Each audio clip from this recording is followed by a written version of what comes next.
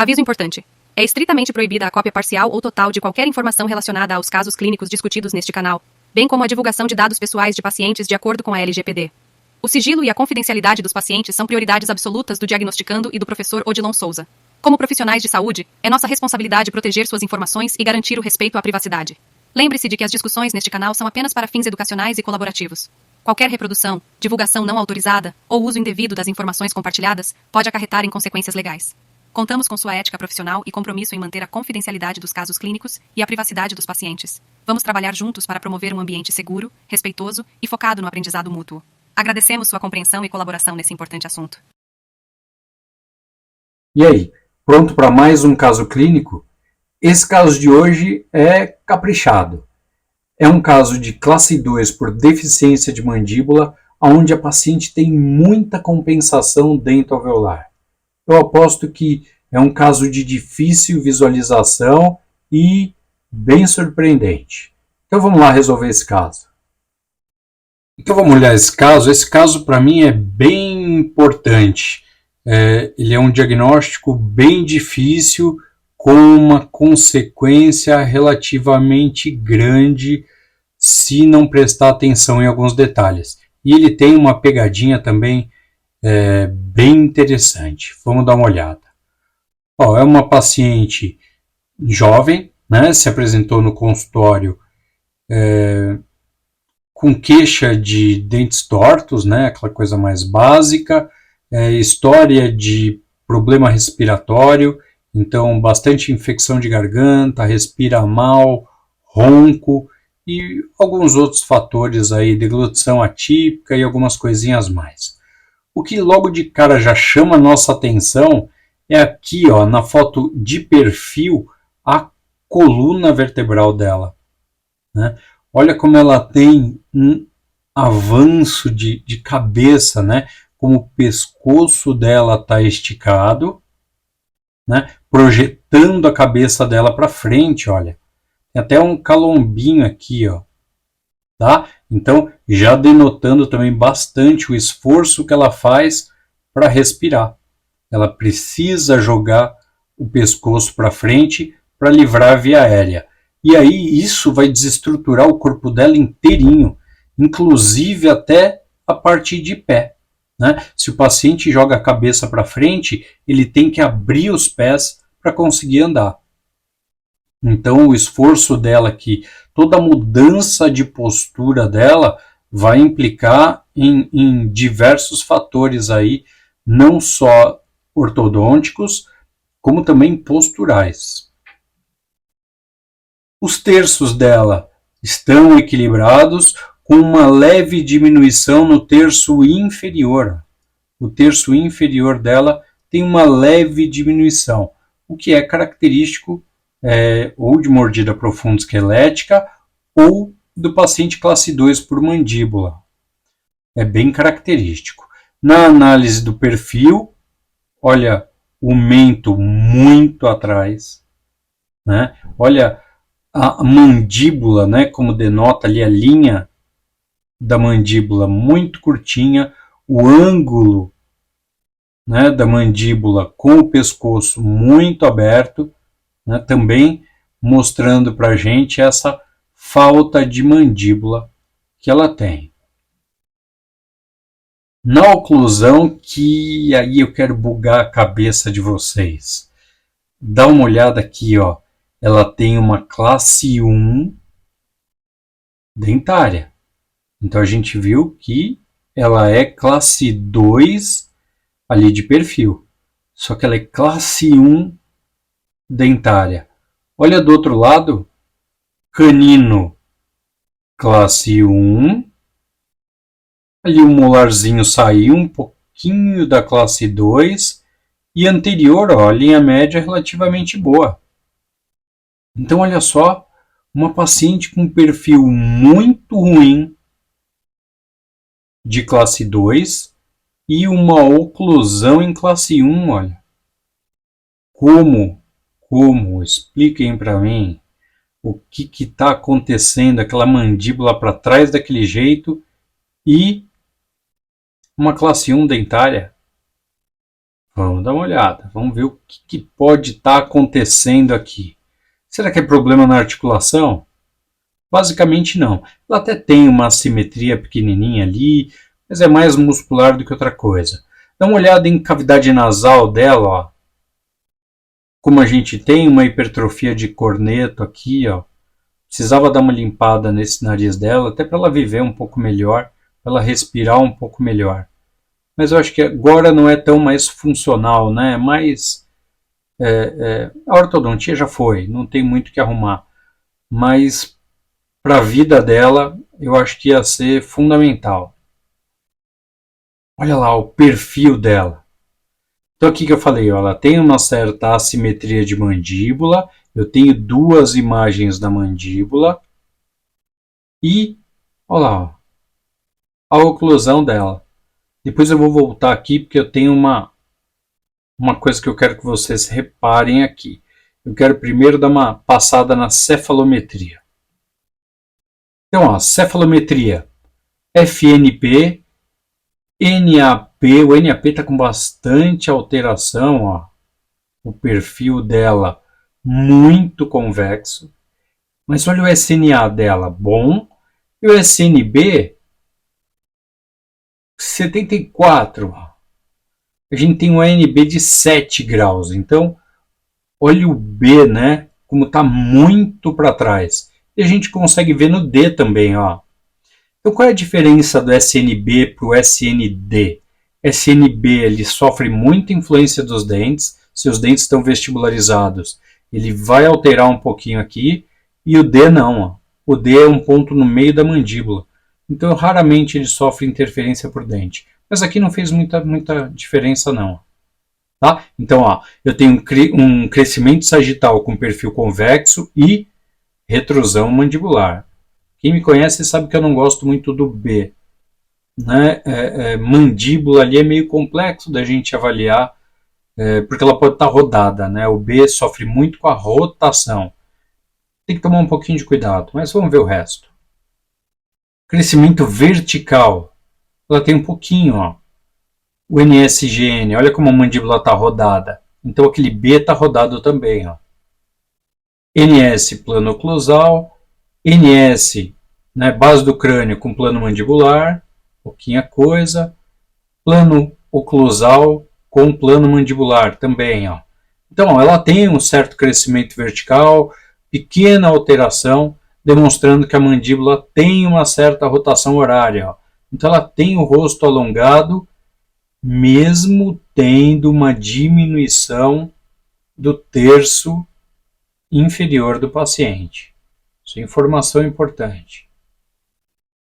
Depois, posicionamento de incisivo. Olha só, um ponto NS, olha o que está acontecendo, 95 ele está lingualizado. Um ponto NA também, ó, lingualização, está um pouquinho retruído, né? Então os dentes superiores eles estão lingualizados, né? O que vai demonstrar um pouquinho de crescimento da maxila, pouquinha coisa, apesar que o SNA estava legal, né? Mas ele demonstra que tem um pouquinho a mais. Um ponto NB 25, ele tem 38, então ó, aqui está uma discrepância muito grande. Tá? Um traço NB também está protuído, um NP também, um órbita, o incisivo superior, ó, bem lingualizado, e um linha também, um pouquinho mais protuído. Tecido mole, aí não tem nem o que falar, né? Ela tem uma deficiência de mandíbula, então ó, o tecido mole dela bem desarranjado, né? Não está harmônico, como a gente costuma falar. O mento dela está razoável, está desenvolvido, podemos falar assim. E no triângulo de Tweed, ó, eu tenho um crescimento Frankfurt com mandibular, está demonstrando um crescimento diminuído, né? O NSGN mostrou que estava rodado, aqui está mostrando diminuído. Realmente a gente viu o terço, eu chamei a atenção para o terço inferior dela está diminuído, o FMA posição de incisivo, e o ímpar, olha só, 108. 108. Muito, hein? Muito. E aí, vamos voltar lá?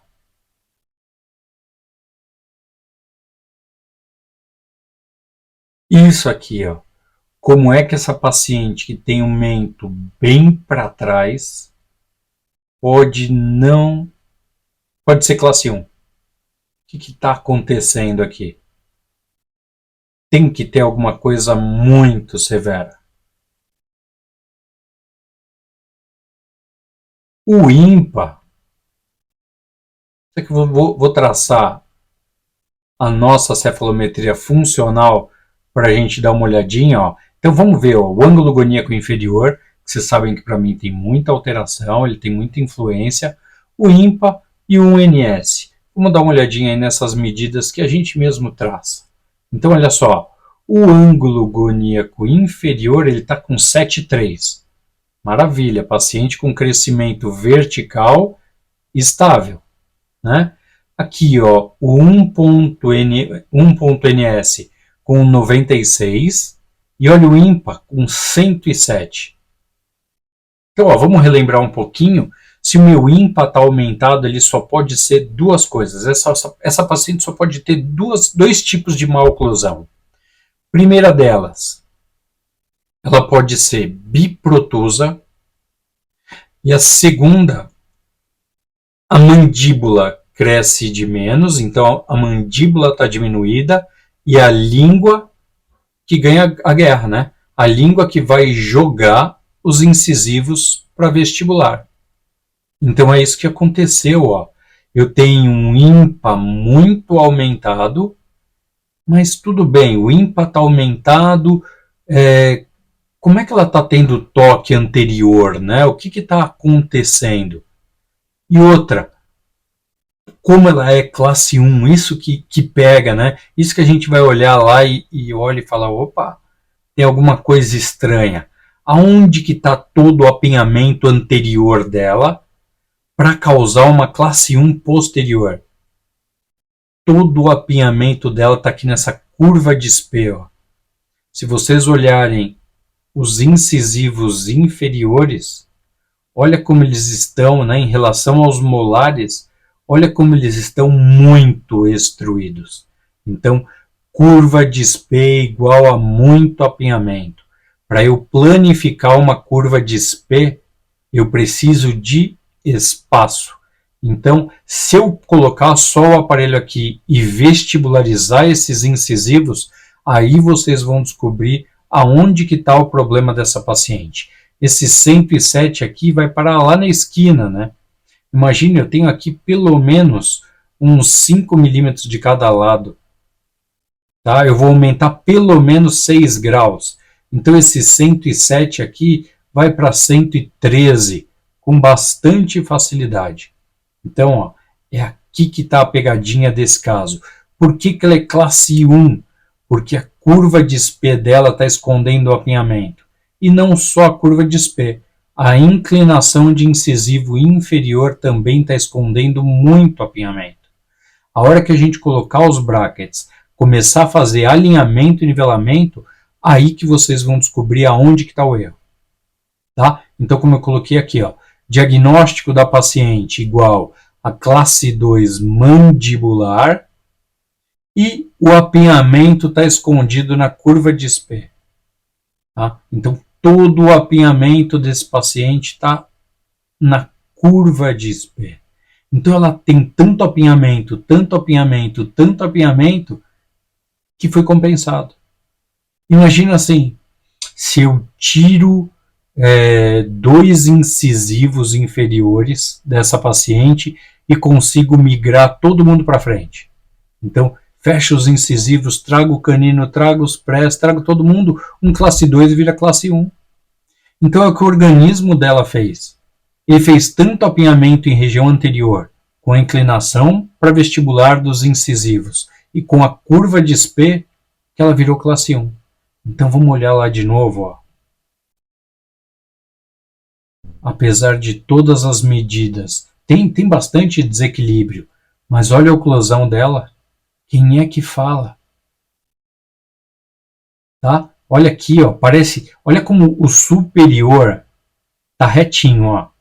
Né? Se a gente imaginar os brackets colados nesse caso, olha como basicamente eu não tenho alteração. E olha a mordida profunda. Por que essa mordida está profunda? Porque os incisivos inferiores extruíram e vestibularizaram. Então está tudo escondido aqui. E aí? E aí vai vir a porrada maior. Falei, esse caso é sensacional. Qual é o grande problema desse caso? O tratamento. Ah, mas professor, não tem apinhamento, eu só vou alinhar e nivelar. Você não vai ter estabilidade nesse caso. Tá? Você vai criar uma vestibularização muito grande e não vai conseguir estabilizar. Tirou o aparelho, volta. Tá? Não tem guia anterior, a articulação dessa paciente vai sofrer, não vai ter guia canina. Vocês vão ver que vai ser um tratamento muito complexo da gente fazer. Então, qual é o tratamento que a gente poderia fazer? Vamos pensar? Distalização. Posso fazer distalização? Ela é classe 1. Se eu tentar distalizar o superior, para onde que eu vou com esse molar? Vou terminar ele aonde? E depois, eu não tenho trespasse entre superior e inferior. Ao contrário, né? Eu estou com 0 de trespasse ali. Como é que eu vou fazer? Posso fazer então distalização? Não. Exodontia. Posso tirar 2 pré-superiores? Tiro 2 pré-superiores e retraio. Retraio para onde? Ela é classe 1 dos dois lados. É a menor chance. Tá? Então, a hora que você alinhar e nivelar ela vai rodar aquela mandíbula e vai vestibularizar muito. Tá? E avanço mandibular? Dá para colocar um APM? Não. Ela é classe 1. Então, pasmem.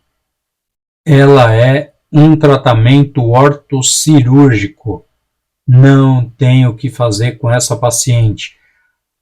Se a gente colocar friamente, analisar friamente, a gente vai ver que o perfil dela está muito ruim, né? Se a gente analisar o perfil da paciente, a gente não vai ter tanta dúvida assim que ele é ortocirúrgico. A hora que a gente cai na oclusão ali, que a gente vai congelar. Então, uma dica. Paciente classe 2 por mandíbula, que está com inclinação de incisivo inferior, né, o IMPA, acima de 104 graus, desconfia que ele é cirúrgico. Tá? Tem uma grande probabilidade desse paciente ser um caso ortocirúrgico. Tá bom? Então, ó, paciente classe 2, tá? Por mandíbula, ele tem o IMPA aumentado, é normal. Tá bom? Se ele tem um IMPA aumentado acima de 102, 103, já começa a complicar. Tá? Então, ó, como que a gente fez o diagnóstico? Paciente com IMPA acima de 97 graus, tá? Só tem 2 chances. Ou ele é biprotuso, e aí ele vai apresentar inclinação de incisivo superior e incisivo inferior aumentada, ou ele é classe 2 por mandíbula.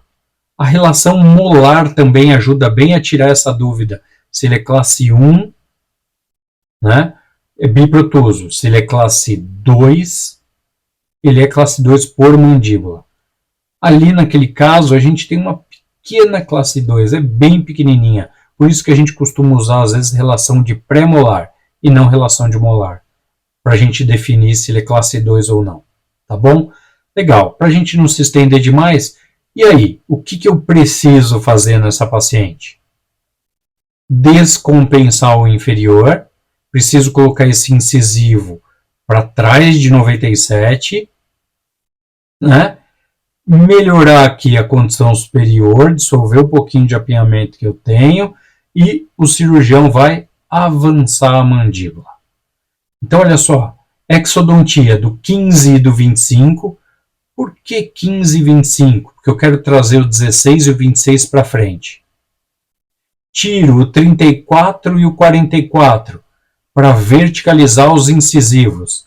E aí o que vai acontecer? A hora que o cirurgião avançar a mandíbula, como eu tirei o 15 e o 25, ele vai terminar o caso em classe 1 de molar.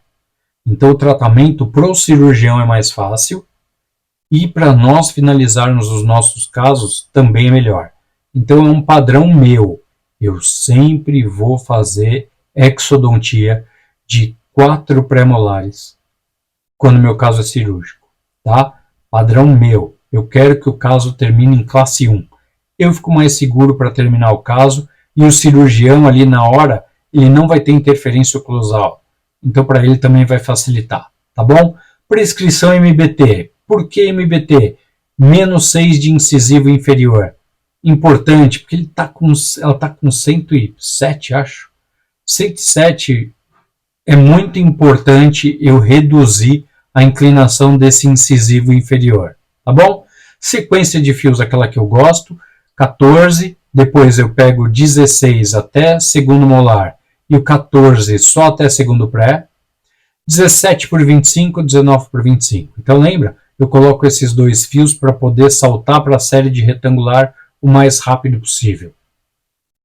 Fio 19 por 25, tá? Até eu conseguir fechar os espaços, não vou me preocupar com classe 1 canina dessa vez, eu simplesmente vou fechar os espaços e aí o cirurgião que vai terminar. Cuidado só, porque com 19 por 25 de aço, eu tenho que verticalizar o incisivo inferior. Então, pede uma teleradiografia ali quando já estiver perto de fechar para saber se o incisivo inferior já está abaixo de 97 graus. Senão vai se complicar para fechar o caso, tá bom? E aí, fio 19 por 25, vai para a cirurgia. Quando voltar, é só para finalizar. Legal, caso punk, muito legal de se fazer. Resultado da cirurgia fica muito legal também. Mas precisa ter uma certa segurança para indicar a cirurgia para essa paciente. E precisa ter segurança também para conversar com a paciente, né? Então, pessoal, tem um caso bomba aí, manda para a gente, vamos conversar, tá? Vamos expor, vamos ver, vamos trocar ideia, é legal, tá bom? A gente vai aprender corretamente como raciocina de uma maneira correta, sem alinhar e nivelar dente e depois ter uma baita surpresa desagradável, ficar correndo risco de processo, para quê? Vamos fazer o tratamento correto. Legal? Eu vou fornecer a arma para você fazer um tratamento legal. Obrigado. Até o próximo caso.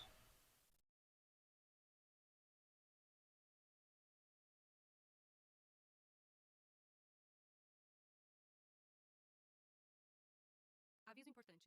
É estritamente proibida a cópia parcial ou total de qualquer informação relacionada aos casos clínicos discutidos neste canal, bem como a divulgação de dados pessoais de pacientes de acordo com a LGPD.